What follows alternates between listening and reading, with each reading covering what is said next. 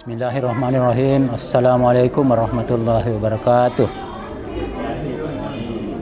Alhamdulillahirabbil alamin.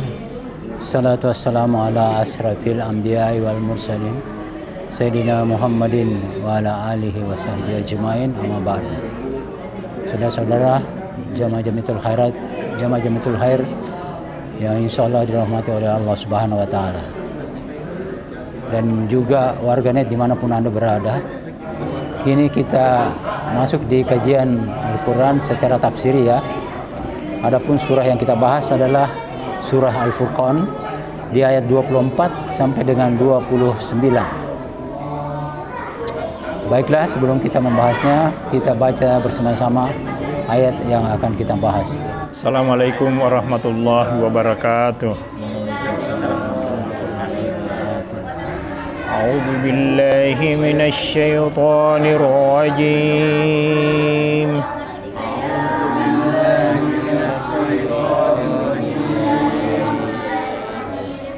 Ashabul jannati yawma idzin khairum mustaqarran wa ahsanu maqila.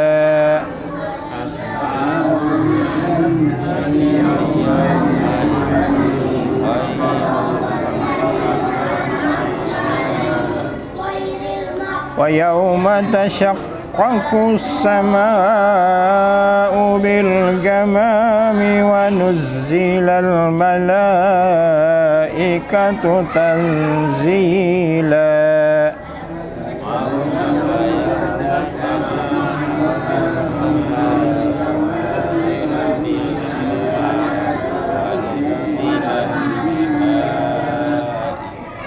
Tanzil.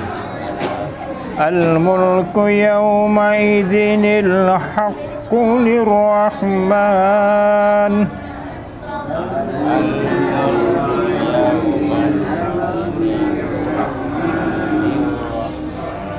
Wa kana yawman 'alal kafirina asira.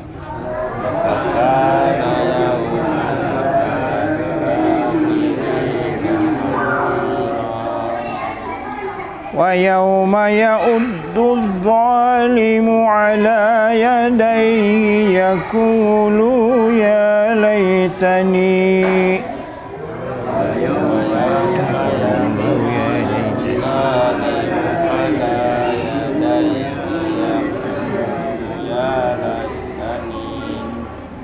attakhadhtu ma'ar rasuli sabila.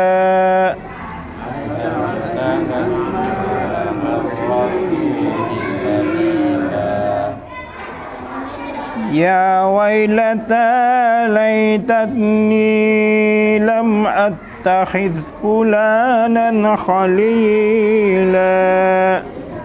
Ya wailata laitani lam attakhidh fulanan.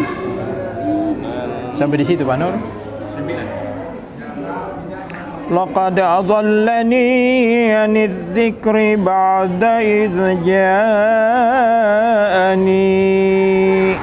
Laqad adallani 'anidz dzikri ba'da idz ja'ani.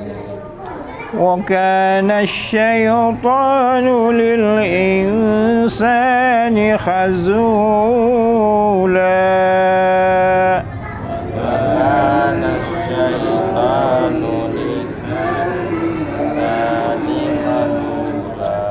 Sadaqallahul azim. Assalamualaikum warahmatullahi wabarakatuh. Alhamdulillah alladzi 'allama bil qalam 'allamal insana ma lam ya'lam. Allahumma shalli ala Muhammad wa ala Muhammad. Kita melangkah ke pemaknaan tafsiriyah. Pemaknaan tafsiriyah bisa diartikan itu pemaknaan bebas, ya, terjemahan bebas, ya. Jadi memperluas pemaknaan kita dengan referensi, bisa dari ayat, bisa dari hadis, ya, bisa juga dari common sense atau penggunaan logika kita. Ya. Jadi pada hari itu orang-orang yang mengikuti Rasul itu atau menaati aturan agama itu akan mendapatkan tempat yang lebih baik ketimbang dengan orang-orang yang mengingkari. Ya. Di situ dinyatakan pula bahwa pada hari itu, hari kiamat itu, langit akan terbelah, langit akan hancur. Karena kita ketahui bahwa dalam Al-Quran dinyatakan, apakah orang kafir tidak tahu bahwa bumi dan langit itu pada mulanya satu, menyatu. Kemudian kami perintahkan secara sukarela atau terpaksa untuk berpisah. Nah itu dibuktikan dengan penelitian. Kemudian diketahui bahwa mulanya memang bumi dan planet-planet itu berbentuk gas. Kemudian ada tekanan-tekanan meledak yang disebut dengan Big Bang. Jadi peristiwa besar. Nah, itu berhamburlah planet-planet ini miliaran. Salah satunya itu ini bumi. Bumi ini berada di tempat yang tepat sekali. Ada bulannya, ada matahari.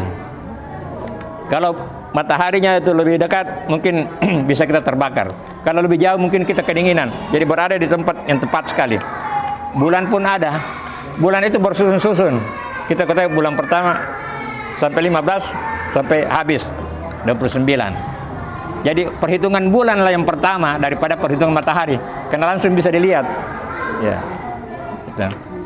Nah, di sini kita berpikir jangan sampai kita mengkafiri bahwa tidak ada pencipta. Tidak mungkin terjadi ini kalau bukan pencipta.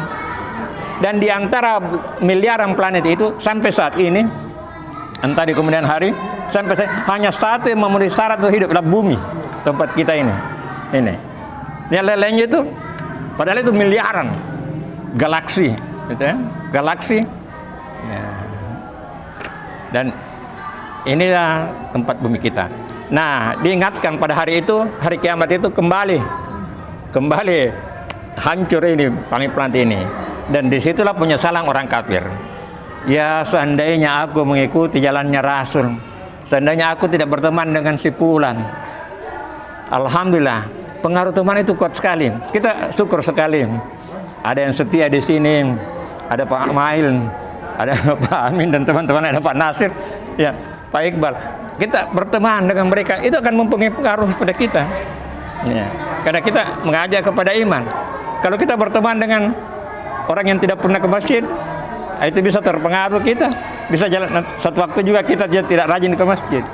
Jadi pertemanan ini, silaturahim ini sangat penting bagi kita. Dan inilah penyesalan orang kafir itu.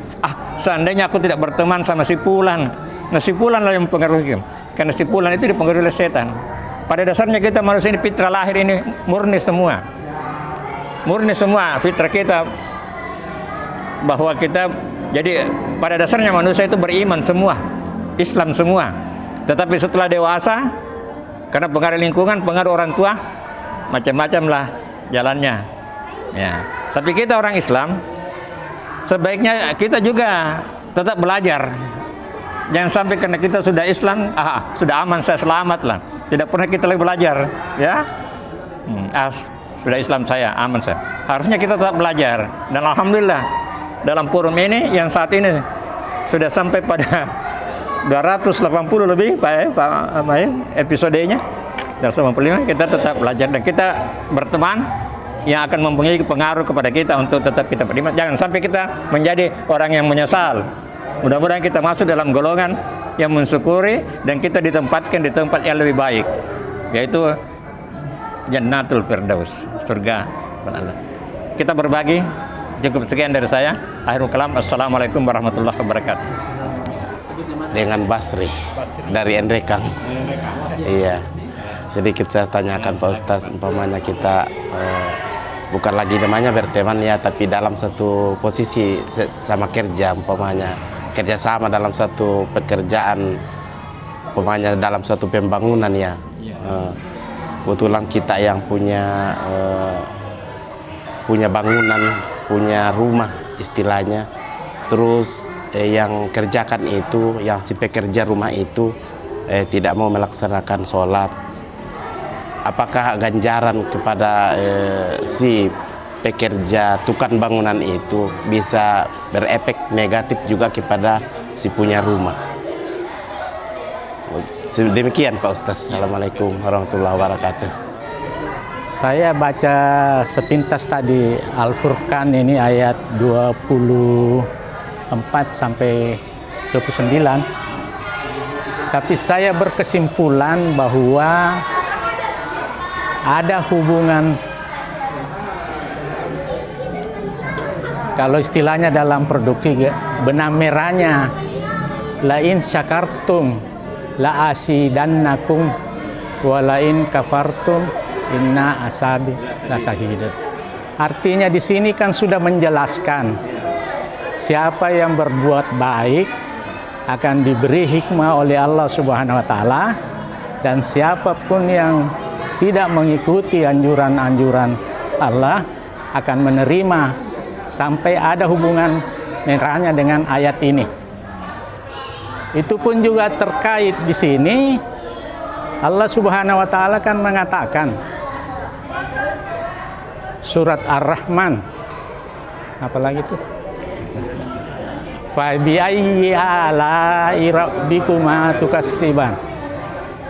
Hal-hal apa lagi yang saya dustakan untukmu? Kan dia sudah jelaskan semua lagi di sini. Apalagi? Jadi maksud saya, meskipun sederhana kita baca, tapi ada korelasi antara ayat-ayat yang lain dalam Al-Quran dengan apa yang kita bahas sekarang ini, Al-Furqan. Saya pikir terima kasih banyak. Assalamualaikum. Assalamualaikum warahmatullahi wabarakatuh. Mohon dimaafkan, saya baru sini ya, jadi mungkin salah bicara, mungkin salah ini bicara dan lain sebagainya gitu Pak. Cuman saya mau bicara, ada juga yang biasanya saya dengerin gitu loh. Maaf ya, saya mau dengerin yang lain, maksudnya dari Jumakat. Ada STT yang dari mana sih itu ya? Itu katanya beda prinsip gitu loh Pak.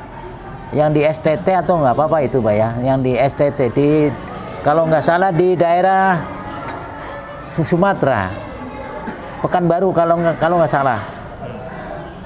Itu ininya nggak sejajar sama Islam gitu loh ininya. Jadi katanya mau dibongkar atau gimana gitu loh. Apa gimana saya nggak ngerti gitu loh Pak. Jadi minta penjelasannya, katanya mau beda gitu loh, beda pendapat gitu loh.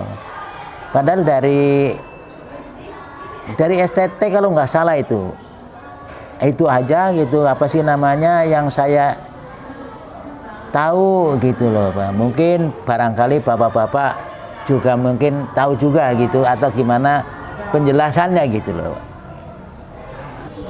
Bismillahirrahmanirrahim. Assalamualaikum warahmatullahi wabarakatuh. Mohon maaf kalau ada salah pendapat atau bagaimana. Saya mau pertanyakan pertanyaan saya, karena di sini saya mau belajar sama Ustadz semua. Yang saya tanyakan itu, dunia ini atau alam semesta ini diibaratkan sebagai permainan sepak bola, yaitu kita bermain dulu untuk mencapai satu tujuan, dan jika peluit sudah ditiup maka permainan sudah usai. Nah, yang saya tanyakan, kan kita diciptakan, alam semesta diciptakan oleh Tuhan, manusia diciptakan, semuanya diciptakan, tapi di hari kelak bakalan ada hari kiamat. Terus tujuan apa Tuhan menciptakan kita semua? Tapi ujung-ujungnya bakalan dikembalikan kepada Tuhan lagi.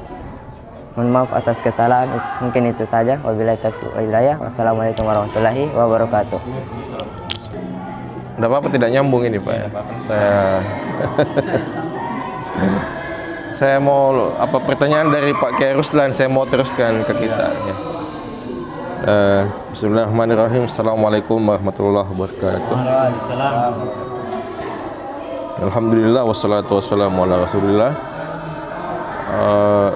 Pertama-tama kembali kami ucapkan terima kasih atas kesempatan yang diberikan.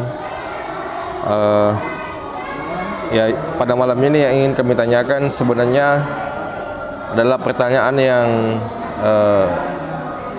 akan kami tanyakan kepada pertanyaan yang ingin kami tanyakan kepada Pak Kiai Ruslan Wahab. Tapi karena waktu sehingga beliau tidak tidak sempat kami tanyakan kepada beliau. Ini mudah-mudahan Pak Ustadz bisa memberikan jawaban atau pendapatnya. Ya, ini mengenai sufi ya, mengenai tasawuf ini. Pada waktu itu beliau mengatakan bahwa ada perkataan sufi, ada ulama sufi yang mengatakan bahwa seperti ini, Allah Subhanahu wa Ta'ala tidak akan mengizinkan seorang hambanya untuk mengangkat tangan atau meminta kepadanya, kecuali Allah Subhanahu wa Ta'ala juga itu sudah menakdirkan untuk mengabulkan doa itu.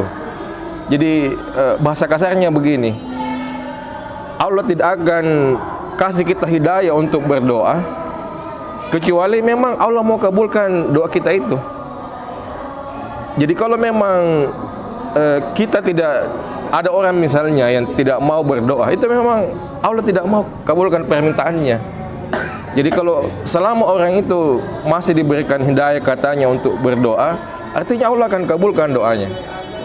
Nah, itu kata-kata sufi, ada ulama sufi. Nah, tapi yang ingin saya pertanyakan, kenapa di lapangan justru biasanya terjadi sebaliknya? Banyak orang yang berdoa, meminta ini itu, tapi tidak dikabul-kabulkan. Tapi ada justru orang yang mungkin tidak pernah berdoa, tidak pernah meminta ini itu, justru malah diberikan yang tidak dia minta, malah mungkin berlebih. Nah, ini saya mau ingin klarifikasi, apakah mungkin ada hikmah dari perkataan ulama-ulama sufi ini. Demikian. Wassalamualaikum warahmatullahi wabarakatuh.